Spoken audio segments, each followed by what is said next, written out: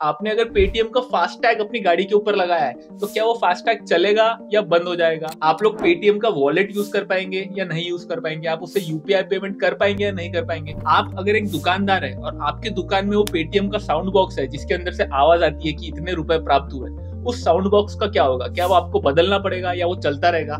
इन सारे सवालों के जवाब एकदम सिंपल आम आदमी की भाषा में हम लोग समझने की कोशिश करेंगे इस वीडियो में। So let's start. सबसे पहले ये समझते हैं कि एक डिजिटल वॉलेट और एक पेमेंट्स बैंक में क्या डिफरेंस होता है, क्योंकि इस टॉपिक के ऊपर जितने भी वीडियोस बनाए जा रहे हैं ना, उन सब में ये अज्यूम किया जा रहा है कि हमको ये सब पहले से पता होगा। तो इस वीडियो में हम लोग थोड़ा बेसिक से स्टार्ट करेंगे, इन सारे कॉन्सेप्ट्स को एकदम इजी लैंग्वेज में समझने की कोशिश करेंगे और तब जाके हमको ऑटोमेटिकली समझ में आ जाएगा कि पेटीएम का मुद्दा क्या है। 197 कम्युनिकेशंस लिमिटेड नाम की एक कंपनी थी जो विजय शेखर शर्मा इन्होंने सन 2000 में चालू की थी। अब जैसे टाटा ग्रुप के अंदर मल्टीपल सब्सिडरी कंपनीज है, जैसे कि टाटा मोटर्स, टाटा केमिकल्स या टीसीएस, वैसे ही 197 कम्युनिकेशंस कंपनी के अंदर दो सब्सिडरी कंपनीज है। एक है पेटीएम वॉलेट जिसको हम पेटीएम भी बोलते हैं, दूसरा है पेटीएम पेमेंट्स बैंक।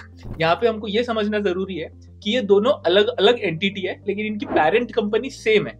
ये एक बहुत बड़ा इशू है जो हम आगे जाके समझेंगे कि क्या प्रॉब्लम होती है इससे। अभी के लिए हम ये समझते हैं कि एक डिजिटल वॉलेट क्या होता है और एक पेमेंट्स बैंक क्या होती है। तो आसान भाषा में एक डिजिटल वॉलेट एक मोबाइल फोन का ऐप है जिसमें यूजर्स अपना पैसे स्टोर करके रख सकता है, फिर उन पैसे से वो यूपीआई पेमेंट कर सकता है, यूपीआई सर्विसेज यूज कर सकता है, एटसेट्रा एटसेट्रा। गूगल पे, फोन पे, पेटीएम, ये सारे एग्जांपल्स हैं एक डिजिटल वॉलेट के। अब मान लो आपने किसी दुकानदार के क्यूआर कोड को स्कैन करके उसको यूपीआई पेमेंट किया है, तो आपके बैंक अकाउंट से पैसे कट के दुकानदार के अकाउंट में जाने से पहले वो एक नोडल अकाउंट में जाते हैं और फिर वो वहां से डिस्ट्रीब्यूट किए जाते हैं। जितनी भी बड़ी बड़ी बैंक है जैसे कि एसबीआई, आईसीआईसीआई, एचडीएफसी, ये सारे बैंक्स नोडल अकाउंट की सर्विसेज प्रोवाइड करते हैं। अगर मान लो आज मेरे को कोई डिजिटल वॉलेट का नया स्टार्टअप खोलना है तो मैं इन बैंक्स के पास जाके इनके नोडल अकाउंट की सर्विसेज ले सकता हूँ। आप अगर देखोगे कि अगर आप गूगल पे यूज कर रहे हो तो आपके एड्रेस के एंड में @OKICICI या ओके एचडीएफसी लिखा होता है। इसका मतलब जो आपका गूगल पे का अकाउंट है उसका नोडल अकाउंट एचडीएफसी या आईसीआईसीआई में है। उसी तरीके से अगर आप फोन पे यूज करते हो तो उसके एंड में आपको @YBL लिखा मिलेगा। इसका मतलब उसका nodal account yes bank limited में है, इसलिए वो YBL है। इसी तरीके से अगर आप पेटीएम का एड्रेस देखोगे तो उसके एंड में लिखा है @Paytm, मतलब कोई और बैंक नहीं है, खुद पेटीएम का ही नाम लिखा है। ये इसलिए क्योंकि पेटीएम के जो अकाउंट्स है उनके नोडल अकाउंट पेटीएम बैंक में है। ये जो बैंक है यही है पेटीएम पेमेंट्स बैंक। हर देश में एक सेंट्रल बैंक होती है जिसका काम होता है बाकी सारे बैंक्स को रेगुलेट करना, गाइडलाइंस बनाना।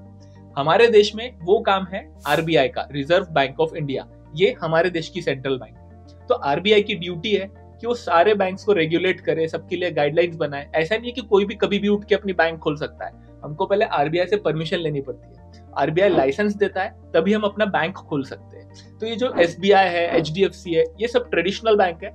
इन लोगों को लाइसेंस मिला हुआ है आरबीआई से कि आप बैंक के जैसे ऑपरेट कर सकते हो। इसका मतलब आप लोगों के पैसे डिपॉजिट कर सकते हो, लोग जितना चाहे उतना पैसा आपके पास लाके रख सकते हैं, आप उस पर इंटरेस्ट दे सकते हो, आप सेविंग अकाउंट, करंट अकाउंट, सब टाइप के अकाउंट्स खोल सकते हो, लोन दे सकते हो, credit card, debit card facility दे सकते हो, एटसेट्रा एटसेट्रा। उसी तरीके से एक कैटेगरी होती है पेमेंट्स बैंक, जो ये सारे बैंकिंग ऑपरेशंस कर सकती है एक्सेप्ट अ फ्यू। जैसे कि पेमेंट्स बैंक में आप सेविंग अकाउंट खोल के उसमें कितने भी पैसे रख सकते हो, लेकिन मैक्सिमम लिमिट है 2 लाख। एक पेमेंट्स बैंक आपको लोन नहीं दे सकता, आपको क्रेडिट कार्ड फैसिलिटी नहीं दे सकता। ऐसी कुछ चीजें जो नहीं कर सकती, लेकिन मेजर ऑपरेशंस एक पेमेंट बैंक भी कर सकता है। तो पेटीएम को आरबीआई से एक पेमेंट्स बैंक का लाइसेंस मिला है, नॉट अ ट्रेडिशनल बैंक। और यहाँ तक सब ठीक है, इसमें कोई बुराई नहीं है, कुछ इलीगल नहीं है कि एक डिजिटल वॉलेट कंपनी ने एक बैंक भी ओपन कर लिया।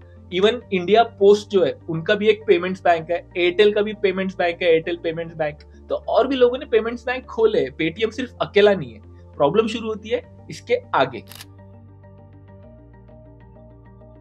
ये जो अभी आरबीआई ने पेटीएम पे बैन और फाइन लगाया है ना, ये पहली बार नहीं है। आरबीआई ने इसके पहले भी कई बार पेटीएम पे फाइन लगाया है और बोला है कि उनको ये खराब चीजें जो ये सुधारो, बट पेटीएम ने नहीं सुधारा।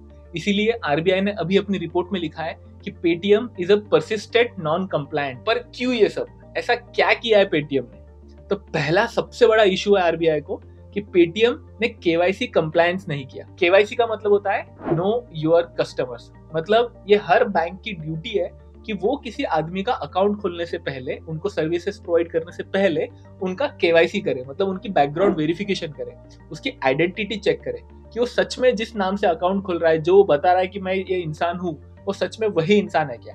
क्योंकि कल जाकर अगर उस अकाउंट से कोई इलीगल एक्टिविटी होती है, लेट्स से मनी लॉन्ड्रिंग होती है, तो हमको पता होना चाहिए कि वो किस इंसान से लिंक्ड है, ताकि हम उस पर एक्शन ले सकें। और पेटीएम के केस में केवाईसी प्रॉपरली नहीं हुआ था।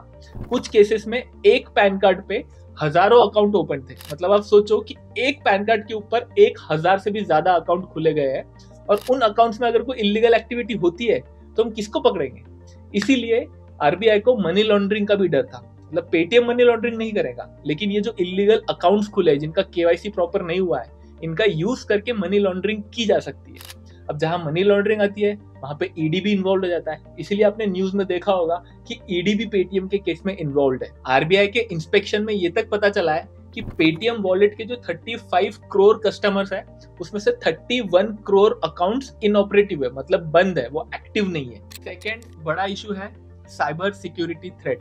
आरबीआई की लैंग्वेज में arms length not maintained in dealing with promoter group entities. तो जो पेरेंट कंपनी है 197 कम्युनिकेशन लिमिटेड, उसके अंदर दो एंटिटीज है, पेटीएम वॉलेट और पेटीएम पेमेंट्स बैंक। अब हर बैंक की ड्यूटी होती है कि उनके पास जो यूजर का डेटा है, कि कितने पैसे किसके अकाउंट में है, कौन इंसान कहाँ खर्च कर रहा है, ये सारा डेटा बहुत सेंसिटिव है और इसको बहुत संभाल के रखना चाहिए। ये किसी और के हाथ लग जाए तो इसका गलत इस्तेमाल हो सकता है। तो इस डेटा को स्टोर करने के लिए यूजुअली बैंक्स अपने सर्वर या डेटाबेस में स्टोर करते हैं। अब पेटीएम के केस में क्योंकि ये एक ही कंपनी है, तो ये पाया गया इंस्पेक्शन में कि इनका जो डेटाबेस है, इनका जो आईटी इंफ्रास्ट्रक्चर है, ये सेम है पेटीएम वॉलेट और पेटीएम पेमेंट्स बैंक में भी। तो इसके बहुत चांसेस है कि ये जो डेटा है वो कोमिंगल हो सकता है। तो आरबीआई ने ये भी एक कंसर्न जताया है that lack of separation between these entities, मतलब ये जो दो एंटिटीज है अलग अलग, that may have caused some money and data to flow between them even when such exchanges should be restricted. और ये मैंने कुछ मेजर कंसर्न्स बताए जो आरबीआई की रिपोर्ट में है। इसके अलावा और भी बहुत सारी चीजें आप आरबीआई की रिपोर्ट पढ़ोगे तो आपको साफ साफ समझ में आ जाएगा। और इसी के चलते आरबीआई ने पिछले कई सालों से पेटीएम को वार्न किया है, कई बार फाइन भी लगाया है कि आप ये सब चीजों पर ध्यान दो और इसको सुधार दो। बट पेटीएम ने इसके ऊपर कोई सीरियस एक्शन नहीं लिया और ये सब चीजें ऐसे ही चलती रही। इसीलिए आरबीआई ने उनको बोला है कि परसिस्टेंट नॉन कंप्लायंट। और आम आदमी की भाषा में अगर समझा जाए तो आरबीआई के नाक के ऊपर से पानी बहने लगा था, इसलिए आरबीआई ने भी इतना स्ट्रिक्ट एक्शन लिया है। आरबीआई ने पेटीएम को 29 फरवरी तक का टाइम दिया है to close all the nodal accounts with Paytm payments bank.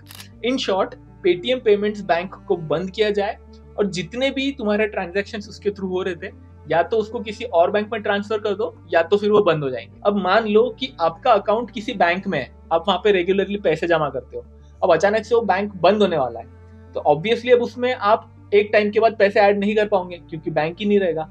और जो आपके पैसे पड़े हुए हैं, आपको डर लगेगा कि वो भी कहीं मेरे पैसे ना वेस्ट हो जाए। इसी चीज को ध्यान में रखते हुए आरबीआई ने बोला है कि 29 फरवरी के बाद लोग पैसे ऐड नहीं कर पाएंगे, जो नए पैसे है वो नहीं डाल पाएंगे आप, लेकिन जो आपके ऑलरेडी पैसे अकाउंट में है वो आप खर्च कर सकते हो जब तक आपके पैसे खत्म ना हो जाए।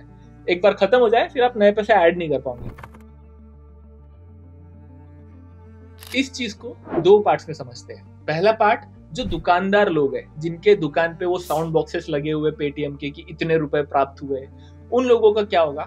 और दूसरा पार्ट कि हम कंज्यूमर्स, जो हम लोग फास्ट टैग यूज कर रहे हैं, हम लोग मोबाइल रिचार्ज यूज कर रहे हैं, हम पेटीएम का वॉलेट का यूज कर रहे हैं यूपीआई के लिए, तो इन लोगों का क्या होगा। According to the data, Paytm के पास लगभग 4 करोड़ मर्चेंट्स है पेटीएम से जुड़े हुए। उसमें से कई सारे मर्चेंट्स का bank account Paytm payments bank में ही है, मतलब उनको जो स्कैन करके पैसे भेज रहे हैं हम लोग, वो पेटीएम पेमेंट्स बैंक में ही जा रहे हैं। तो अब जब बैंक ही नहीं रहेगी तो उनके ट्रांजैक्शंस भी बंद हो जाएंगे। तो ऐसे केसेस में पेटीएम को इन सारे दुकानदारों का क्यूआर कोड चेंज करके उनको एक नया क्यूआर कोड देना पड़ेगा, और उनका जो bank account Paytm payments bank में है उसको चेंज करके किसी और बैंक में ओपन करना पड़ेगा। अब इस चीज को करने के लिए बहुत टाइम लगेगा, लेकिन पेटीएम के पास ये करने के लिए 29 फरवरी तक का ही टाइम है। अब देखते हैं कि जो कंज्यूमर साइड है, मतलब आपके मेरे जैसे लोग जो पेटीएम को सिर्फ एक डिजिटल वॉलेट जैसे यूज कर रहे थे, यूपीआई पेमेंट कर रहे थे, या नेटफ्लिक्स का पेमेंट, या फिर फोन का रिचार्ज कर रहे थे, या फिर फास्टैग यूज कर रहे थे, इन सब का क्या होगा। तो पेटीएम में आप अपना बैंक अकाउंट लिंक करते हो। अब मान लो आपका बैंक अकाउंट किसी और बैंक में है, पेटीएम पेमेंट्स बैंक में नहीं है, आईसीआईसीआई, एचडीएफसी कहीं भी है, आपने वो लिंक करके रखा हुआ है, तो उस केस में आप पेटीएम वॉलेट को वैसे यूज कर पाओगे जैसे आप पहले से यूज कर रहे थे, क्योंकि जितनी भी एक्शंस ली जा रही है ना आरबीआई की तरफ से, वो पेटीएम पेमेंट्स बैंक पर है, वो पेटीएम वॉलेट पर नहीं है। तो पेटीएम वॉलेट एक अलग एंटिटी है और वो चलती रहेगी। लेकिन अगर आपका bank account Paytm payments bank में है और वो आपने अपने पेटीएम वॉलेट से लिंक करके रखा हुआ है, तो वो 29 फरवरी के बाद बंद हो जाएगा। बंद हो जाएगा मतलब आप उसमें पैसे ऐड नहीं कर पाओगे। आपके जितने पैसे हैं रखे हुए वो आप खत्म होने तक यूज कर सकते हो, उसके बाद वो बंद हो जाएंगे। तो अगर आपने पेटीएम का फास्टैग अपनी गाड़ी के ऊपर लगाया है तो वो चलता रहेगा जब तक आपके अकाउंट में पैसे है तब तक। जिस दिन आपके अकाउंट में पैसे खत्म हो जाए उस दिन वो फास्टैग नहीं चलेगा, आपको फिर किसी और बैंक से फास्टैग लेना पड़ेगा। आप पेटीएम वाला फास्टैग नहीं चला सकते। यहाँ पे एक और बहुत इंपॉर्टेंट चीज है जो आपको ध्यान देना चाहिए अगर आपका अकाउंट पेटीएम पेमेंट्स बैंक में है, तो वो ये कि अगर आपकी सैलरी उस अकाउंट में आती है या फिर आपने कुछ होम लोन या कार लोन ले रखा है जिसका इंस्टॉलमेंट उस अकाउंट से कट रहा है, तो आपको वो जल्दी से जल्दी ट्रांसफर करना पड़ेगा किसी और बैंक में, वरना वो बैंक अकाउंट नहीं रहेगा तो सैलरी आएंगी कहाँ पर। और अगर आपका लोन का ईएमआई भी उस अकाउंट से कट रहा है तो अकाउंट ही नहीं रहेगा तो ईएमआई कटना बंद हो जाएगा, उसकी वजह से आपका लोन पे इंपैक्ट हो सकता है। इसलिए आपको ये सारी चीजें ट्रांसफर करानी पड़ेंगी किसी और बैंक में। अब तक जब मैं ये वीडियो रिकॉर्ड कर रहा हूँ ऐसी कोई न्यूज नहीं आई है कि पेटीएम ने किसी और बैंक के साथ टाई अप कर लिया है और अपने सारे पेटीएम पेमेंट्स वाले अकाउंट कहीं और ट्रांसफर कर रहे हैं। ये लोग दूसरे बैंक्स के साथ बात कर रहे हैं, जैसे कि एचडीएफसी बैंक, आईसीआईसीआई बैंक या फिर एक्सिस बैंक, कि इनके सारे अकाउंट्स ट्रांसफर हो जाए, बट अब तक कोई कंक्लूजन नहीं हुआ है मीटिंग में। पेटीएम के जो फाउंडर है विजय शेखर शर्मा, ये फाइनेंस मिनिस्टर आरबीआई के साथ भी मीटिंग कर रहे हैं कि इनकी जो डेडलाइन है 29 फरवरी तक इनको सब खत्म करना है,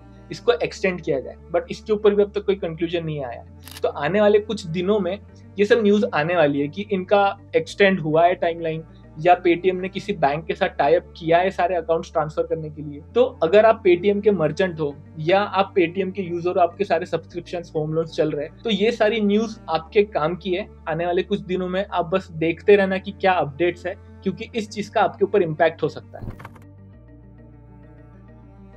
मैं एक बहुत मामूली आदमी हूँ, मेरे ओपिनियन से कुछ ज्यादा फर्क नहीं पड़ेगा, बट फिर भी इतना सब जब मैंने पढ़ा और रिसर्च की तो कुछ चीजों पे मेरा ओपिनियन बना, मैं वो आपके साथ शेयर करना चाहता हूँ। हो सकता है मैं गलत हूँ, आप एग्री करो डिसएग्री करो, आपकी मर्जी, बट मेरे को लगता है कि बैंकिंग सिस्टम ना हर देश की बैकबोन होता है। बिना बैंकिंग सिस्टम के कोई भी देश टिक नहीं सकता, कोई भी देश की इकोनॉमी टिक नहीं सकती। और अगर ऐसी चीजें होने लगी ना बैंकिंग सिस्टम में कि पिछले 6-7 साल से उनकी सेंट्रल बैंक किसी बैंक को वार्निंग दे रही है, फाइन दे रही है कि भाई चीजें सुधार लो, लेकिन नहीं सुधार रहे, तो लोगों का ना बैंकिंग सिस्टम से भरोसा उठने लगता है।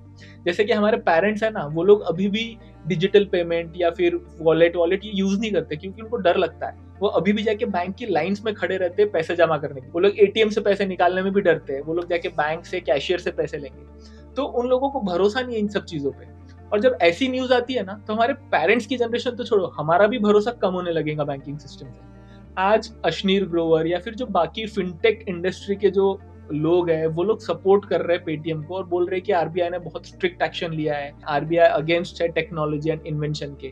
बट मेरे को लगता है कि आरबीआई ने बहुत ज्यादा टाइम दिया है पेटीएम को, इतने सालों से वो लोग वार्निंग दे रहे हैं। ये सेम इशू केवाईसी कंप्लायंस और साइबर सिक्योरिटी, ये सारे इश्यूज इतने सालों से रेस किए जा रहे हैं, बट फिर भी पेटीएम ने इन चीजों पे काम नहीं किया। अगर कर लेता तो क्यों आरबीआई इतना बड़ा एक्शन लेती? आरबीआई या फिर किसी भी देश की जो सेंट्रल बैंक है, उनकी रिस्पॉन्सिबिलिटी है कि बैंकिंग सिस्टम पे भरोसा बना रहा है लोगों का, लोगों के पैसे ना डूबे। तो उनकी तो ये ड्यूटी है कि ये सब रेगुलेट करे, ये सब वो लोग ध्यान दें इन चीजों पे। अगर आरबीआई ये सब एक्शंस नहीं लेगी तो कोई भी बैंक अपनी मनमानी करता रहेगा, मतलब अपनी मर्जी से काम चल रहा है। तो ऐसे से तो नहीं चल सकता ना। अब चाहे पेटीएम हो या कितनी भी बड़ी कंपनी हो, उनको देश के लॉज जो रेगुलेशन है वो तो फॉलो करने पड़ेंगे, तभी ये इकोसिस्टम डेवलप्ड या मेंटेन रहेगा। बाकी इसका क्या होता है आगे, ये आने वाले कुछ दिनों में पता चल जाएगा। आई होप कि पेटीएम बंद ना हो, क्योंकि they were the pioneers in fintech. इन्होंने ही ये यूपीआई और इसको इतना ग्लोबली रीच दिलाई है, इतना फेम दिलाया है। तो कॉन्ग्रेचुलेशंस, आपने अपने लगभग 40 घंटे का टाइम बचाया है ये वीडियो को देख के, क्योंकि उतना ही टाइम लगा मेरे को ये पूरा पढ़ के समझ के एक्सप्लेन करने में, शायद आपको भी उतना ही लगता। और ऐसे ही नॉलेजेबल वीडियोस को एकदम सिंपल सरल आम आदमी की भाषा में देखने के लिए इस चैनल को सब्सक्राइब करो और मैं मिलता हूँ आपको नेक्स्ट वीडियो में। Bye bye.